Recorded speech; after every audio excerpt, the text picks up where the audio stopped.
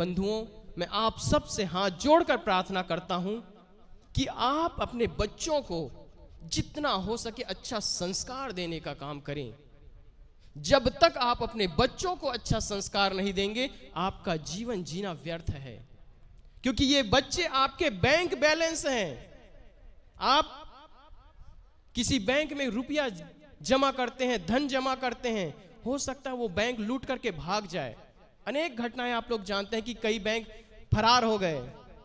लेकिन अगर बच्चों को अच्छा संस्कार दे देंगे तो आपको वो कभी दुखी नहीं रखेंगे, हमेशा आपको सुखी रखेंगे, हमेशा आपको खुशहाल जिंदगी जीने के लिए प्रयास करेंगे। आज जो वृद्धाश्रम इतने खुलते जा रहे हैं, वो कारण क्या है? बच्चे दूसरे के साथ भाग जा रहे हैं, इसका कारण क्या है? आप सब रोते हैं ना कि मेरे बच्चे मेरे कहे में नहीं हैं। क्यों?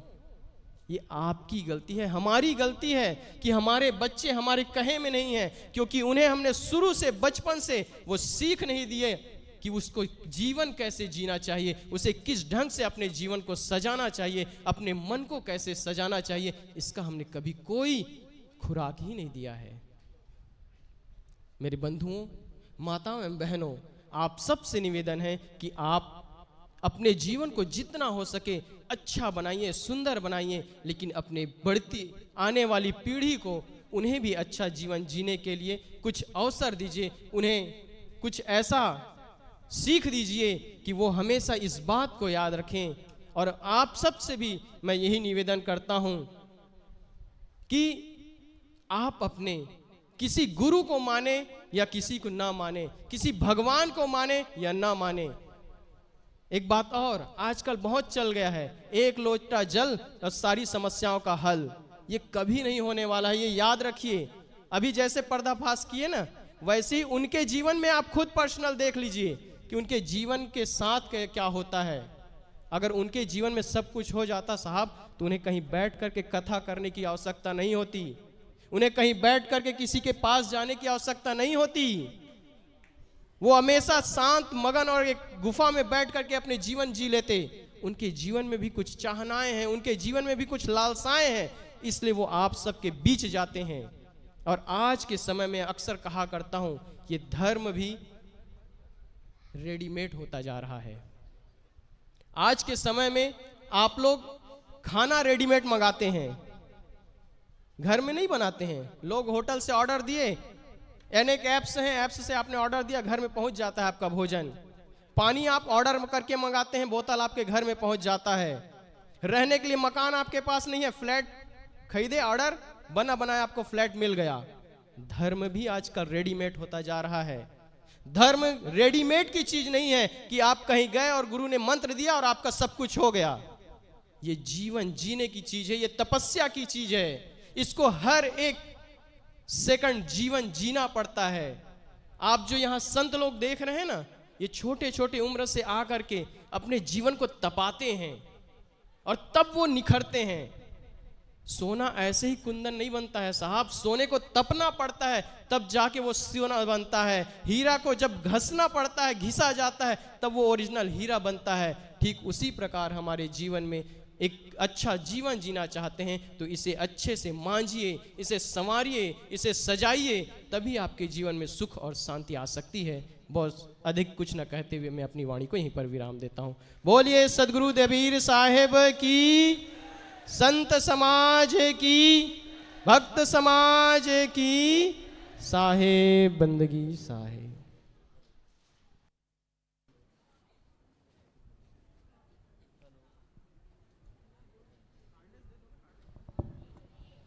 हेलो,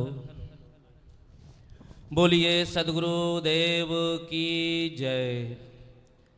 अभी हम लोगों ने बहुत सुंदर विचार साथी द्वारा सुने हैं। जीवन को सुंदर बनाना है तो संस्कारों की आवश्यकता है, सत्संग की आवश्यकता है, संतों के सानिध्य की आवश्यकता है। इनके पास वो धन है जिसके पाने के बाद फिर कोई धन शेष नहीं रह जाता है। बहुत सुंदर हम लोगों ने विचार सुने। आइए आगे विचारों की कड़ी में मैं निवेदन करता हूं अपने ही साथी संत श्री करमचंद साहिब जी को, आप आएँ और अपने कुछ चंद मिनटों में विचार दें संत श्री करमचंद साहिब जी।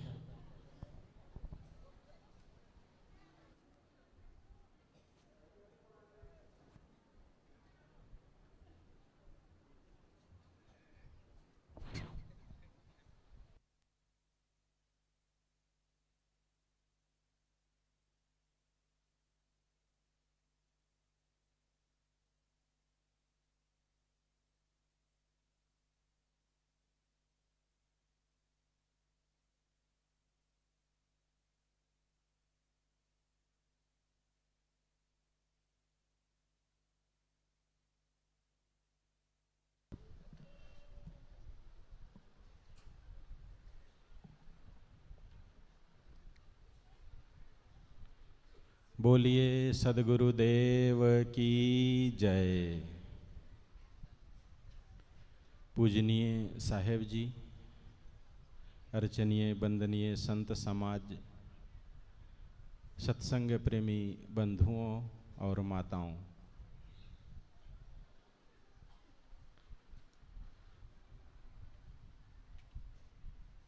बहुत कुछ हम सुन चुके हैं। जरूरत है उसे जीवन में उतारने की। सत्संग बहुत दिन से हम कर रहे हैं। कई लोगों से पूछो तो कहते हैं हमारे दादाजी भी कबीरपंथी थे, उसी का अहंकार है। लेकिन अभी भी हमारे जीवन का दुख कम नहीं हुआ, तो ऐसे सत्संग से फिर क्या मतलब। हमारी समस्याएं और बढ़ती गईं, उलझनें और बढ़ती गईं, अपने आप को और बांधते गए। क्या सत्संग यही शिक्षा देता है?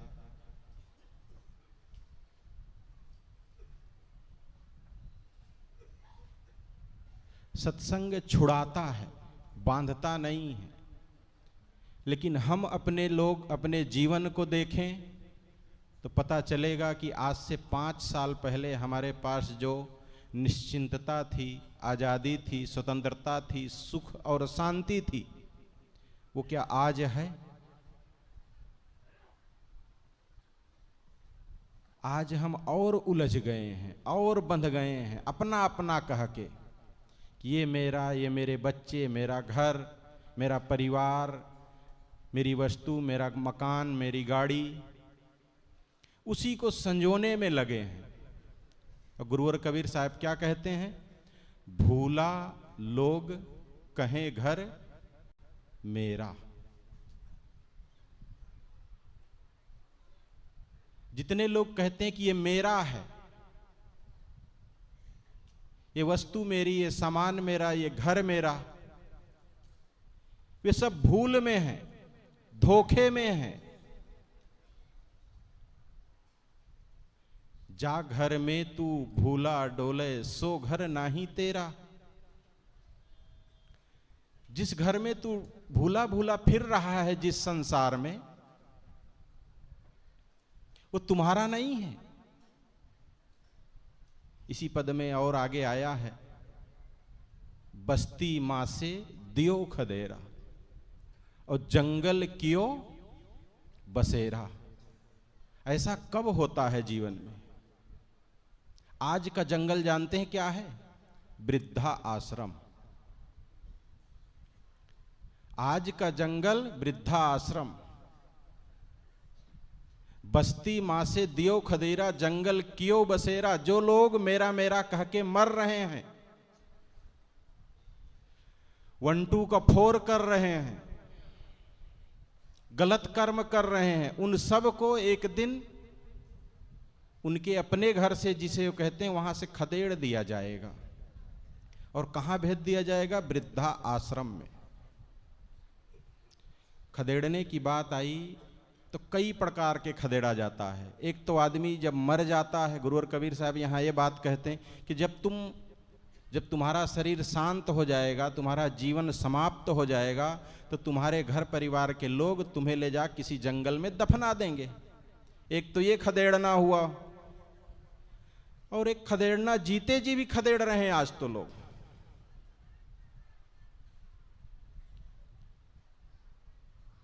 बहू को पसंद नहीं है कि आप घर के द्वार पर बैठकर इधर उधर थूकें।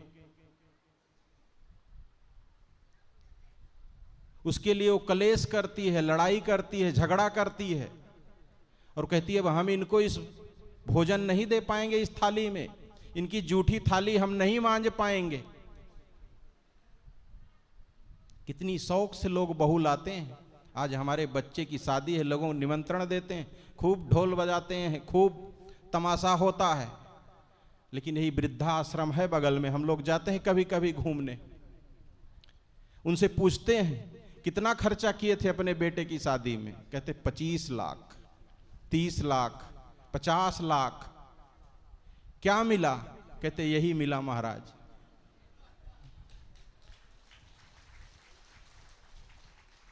हम सबके भी जीवन में यही होना है। गांव में अक्सर देखा जाता है किसी को चर्म रोग हो जाता है।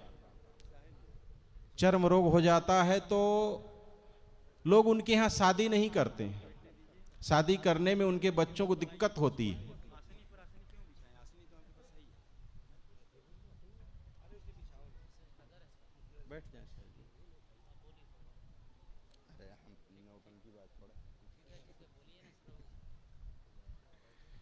हाँ, मैं कह रहा था कि गांव में अक्सर मैं देखा हूं कि जिसको कुष्ठ रोग हो जाता है, चमड़े सफेद हो जाते हैं, उनको भी उनके बच्चे कहते हैं कि पिताजी दादी जी आप अब खेत में आपके लिए घर बना देते हैं, वहां रहिए।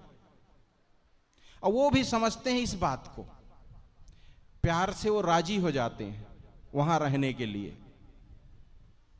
एक वो खदेड़ना हुआ, वो भी एक प्रकार का खदेड़ना ही है। अब अक्सर गांव में जब झगड़ा होता है बेटे में और पिता में, तो बाप खेत ही पकड़ता है कि हम भी अभी हमारे बाजू में दम है और हम रह लेंगे, बना लेंगे, खा लेंगे, तुम रहो घर में। ये आंखों देखी हाल है, हमारे आस पड़ोस में मैं देखा हूं और आप सब तो रोज देखते होंगे।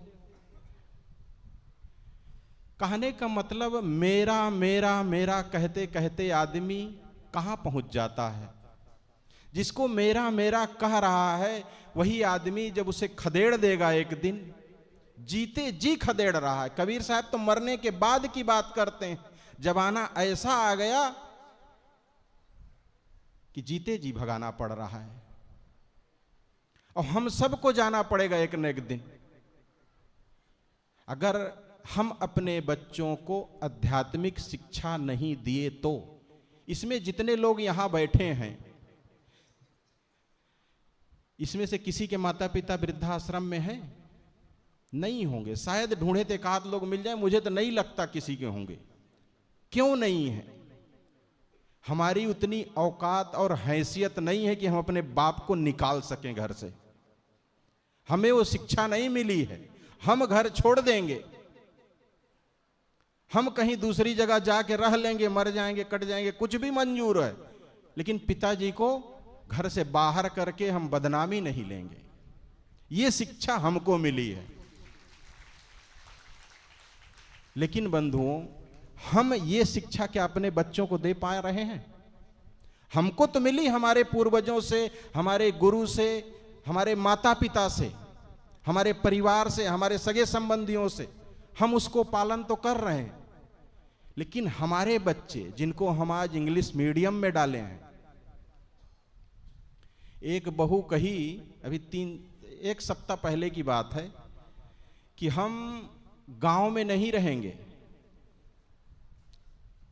माता पिता थे बूढ़े बुजुर्ग, तो उनके लिए कही कि हम गांव में नहीं रहेंगे, भोजन नहीं दे पाएंगे उनको। क्यों?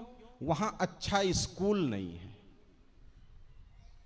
शहर में अच्छा स्कूल है, इंग्लिश मीडियम स्कूल है, इसलिए वो अपनी व्यवस्था कर लें, हम बच्चों को लेकर के शहर में रहेंगे और उसे पढ़ाएंगे अच्छे से। मैं कहता हूं बहुत अच्छी सोच है, लेकिन अगर इन बच्चों को आध्यात्मिक शिक्षा ना मिली, जो शिक्षा आज हम सबके पास है, तो ये बच्चे क्या हमें वो सम्मान देंगे? वही का नतीजा है आज का वृद्धाश्रम, वही का नतीजा है ये आज का जंगल। वस्तुतः बंधुओं, जो गुरुवर कबीर कहते हैं कि बस्ती माँ से दियो खदेरा, जंगल कियो बसेरा। यहां किसी से मन न लगाओ, तुम किसी से मोह ना करो, किसी के साथ अन्याय मत करो। तुम्हें कहां जाना है? जंगल में बसेरा होना है। असली बसेरा कहां है? असली बस्ती कौन है? सद्गुरु अभिलाष साहब जी कहानी कहते थे, अपने प्रवचनों में कहते हैं, अभी भी सुनने को मिलता है कि एक घुड़सवार एक बाबा से पूछा, बाबा बस्ती किधर है? बाबा ने हाथ कर दिया, इसी तरफ चले जाओ। घोड़ा में लगाम लगाया और दौड़ाया। आगे देखता है तो नदी है, अगल बगल देखा यहां तो मुर्दे जल रहे हैं।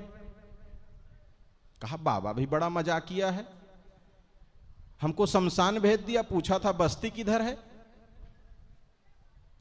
फिर घोड़ा घुमाया, वापस आया, कहे बाबा कुछ अकल वकल है कि नहीं तुमको? कहे क्या हुआ? कहे तुमसे पूछा था बस्ती किधर है, तुम शमशान भेज दिए। बस्ती और शमशान में फर्क नहीं है तुमको?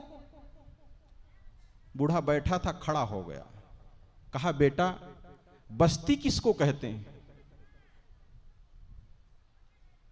तो लड़के ने कहा कि जहां लोग रहें वो बस्ती है, और शमशान किसे कहते हैं? जहां लोग मरे। तो कहे अच्छा ये बताओ, जो शमशान में बसा क्या वो कभी वहां से हिला है? वहां से उठ के कभी इधर उधर घूमने गया है या गांव आया है? तुम्हारे परिवार में किसी का शरीर छूटा होगा, उसे शमशान में बसाए हो, तो क्या वहां से कहीं दूसरे जगह हो गया? कि नहीं महाराज, बसा तो वो तो नहीं हिला, वो तो वहीं है। अच्छा मरता कहां है ये बताओ? आदमी मरता है बेड पर, तब वहां जाता है। मरता है लोगों के बीच में, हॉस्पिटल में, रोड पर, अपने घर में। बस्ती में मरता है। जिसे तुम बस्ती कहते हो वो असली शमशान है। वहां से लोग मर मर के आके शमशान में बसते हैं, और जो शमशान में बस गया फिर वहां से वो हिलने वाला नहीं है बंधु।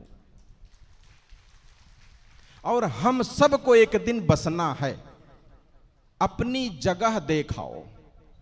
जब मन में कभी बहुत ज्यादा मोह हो, काम हो, क्रोध हो, विकार हो, कोई भी दोष आ जाए, तो एक बार शमशान चले जाना और देख लेना कौन सी जगह तुम्हारे लायक है। हमारे बगल में शमशान है। अक्सर महात्मा लोग सप्ताह में 15 दिन में घूमने जाते हैं, 1 किलोमीटर होगा, तो जाके सोचते हैं कि यहां पर अमुक साहब को दफनाया गया था, यहां अमुक साहब को दफनाया गया था, मैं कहां रहूंगा हो, कौन सी जगह ठीक रहेगी, हमको यहां पर कर देना हो, ये बढ़िया जगह है। अब यहां जब वापस आते हैं, कोई कुछ कह दिया, कोई कुछ कटु बोल दिया, कोई डांट दिया, अरे क्या परेशान होना, जगह तो उधर फिक्स है। हम सब भी अगर अपनी जगह फिक्स कर लें कि हमें जलना है कि गड़ना है, ये लिख लें, तो कोई हर्ष और शोक मन में नहीं होगा, कोई दुख नहीं होगा। तुम गाली दो चाहे फूल बरसाओ, हमारी जगह तो फिक्स है। शायद 5 साल हुआ होगा, यहां से 200 फीट आगे एक महात्मा का शरीर छूट गया, सबको नहीं पता होगा, यही कार्यक्रम का दिन था, बीच वाला दिन था। एक महात्मा आए थे बिहार से, रात के 10 बजे उनको हम लोग हॉस्पिटल लेके जाना चाहे, लेकिन तब तक शरीर छूट गया। तो घर में फोन किए, भाई क्या करें, बिहार के थे। तो मन में यही आया कि बगल में शमशान है, यहीं आ जाओ, यहीं दफना दिया जाएगा। इनको हम लोग ले चल के उधर ही रखते हैं, यहां भीड़ में फालतू हो हल्ला होगा। तो घर वाले ने क्या कहा जानते हैं कि महाराज वो अपनी समाधि बना के गए हैं। 4 साल पहले उनकी पत्नी मर गई थी और वो अपनी उसी के बगल में समाधि बना दिए हैं। हमारे धीरज साहब भी थे, उसी के साथ में हम भी थे। देवेंद्र साहब आए, कहे इनको यहीं दफना देते हैं। तो कहे वहां कौन बैठेगा फिर मतलब सबसे बड़ा साधु तो वही लगा हमको कि अपनी जगह फिक्स करके आया है। अब उसको कोई हर्ष शोक होगा, कोई उसको पत्तल में खाना दे कि थाली में खाना दे, उसको आधा पेट मिले कि भर पेट मिले, कोई उसको गाली दे दे, कोई अपमान कर दे, वो पूरा पक्की सीमेंटेड बनाया था, बीच में बस जगह रखा था, वहीं शरीर को रख के पाटना था बस। फिर क्या करें, फिर रात में ही हम लोग गए स्वरूप रानी हॉस्पिटल, वहां से गाड़ी बुक की, एम्बुलेंस जो भी लगा 8-10 हजार, उसको भेजे पूरा वहां। बंधुओं, ये सब बातें क्यों सुना रहा हूं? बस इसलिए कि हम सब भी अपनी जगह चुन लें, सारी समस्या खत्म उसी दिन। आपको कोई दुख लगेगा नहीं, कोई घाटा लगेगा ही नहीं। जगह फिक्स है, जितना हो सके अच्छा करने का प्रयास करो बंधुओं। बस गुरुवर कबीर का ये पद कि भूला लोग कहें घर में, जो लोग भूला हैं, जो लोग भूल में हैं, वही लोग ये मानते हैं कि हम यहां आजीवन बैठेंगे खंभा गाड़ के, खूंटा गाड़ के। बस्ती माँ से दियो खदेरा, जंगल क्यों बसेरा। बस्ती में से एक दिन तुम्हें लोग खदेड़ देंगे और जंगल में बसेरा करना पड़ेगा आजीवन के लिए। इसलिए बंधुओं, हम सब उसकी तैयारी करें। मेरा समय थोड़ा ज़्यादा हो गया और अधिक कुछ ना कहते हुए मैं अपनी बात कहीं विराम देता हूँ। बोलिए सदगुरुदेव की जय। बहुत बहुत धन्यवाद साहब का। बहुत सुंदर हम लोगों ने अभी विचार सुने कि व्यक्ति की जीवन समाप्त होने से पहले वो ये सारी चीज़ों को सोच ले, इन सारी बातों को जान ले तो उसे दुख नहीं होगा। लेकिन समझ में तो यही नहीं आता है हम चलते फिरते जिंदा हैं कि नहीं। एक बार की बात है, एक संत से परेशान होकर के एक व्यक्ति पूछता है कि गुरुवर, मैं बहुत दूर से आया हूं, मुझे मृत्यु से बचना है, मौत से बचने का कोई उपाय है? संत ने कहा, मौत से बचने का उपाय तो मैं बाद में बताऊंगा, पहले ये बताओ तुम जिंदा हो कि नहीं। प्रश्न ये नहीं है कि मौत से कैसे बचा जाए, प्रश्न ये है कि आप जिंदे हो कि नहीं। सदगुरु कबीर की एक छोटी सी पंक्ति, जैसे खाल लोहार की, प्राण लेत बिन सांस, सांस लेत बिन प्राण। साहब कहते हैं कि जैसे